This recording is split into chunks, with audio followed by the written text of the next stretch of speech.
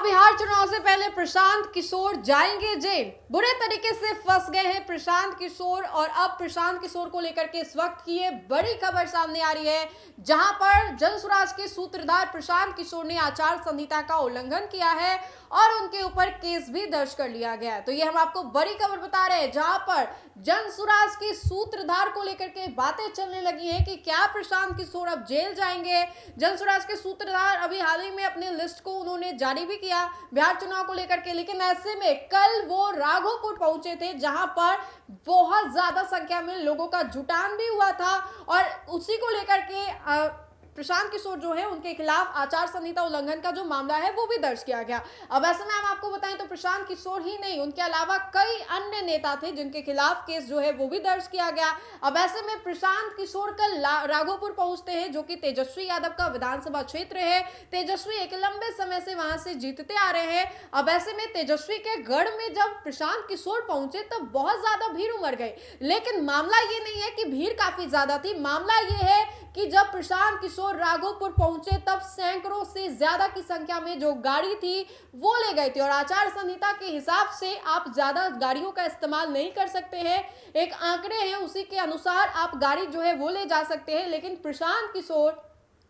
कल जब राघोपुर गए थे तब सैकड़ों से ज्यादा यानी कि 100 से ज्यादा की संख्या में वहां पर गाड़ी थी और गाड़ियों का काफिला जो था वो काफी ज्यादा था। भीड़ होना कोई बड़ी बात नहीं है, जब नेता जाएंगे भीड़ होगी, लेकिन आचार संहिता के हिसाब से आप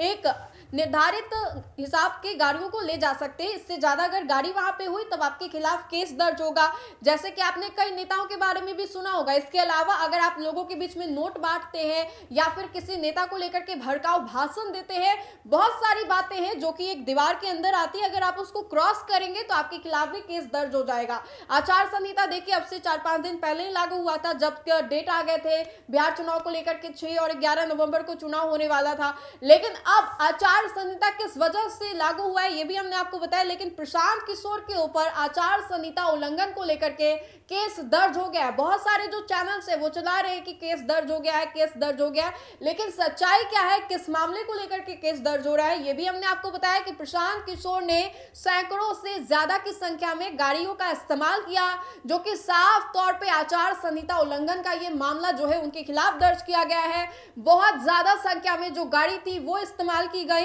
और इसी को लेकर के प्रशांत किशोर के ऊपर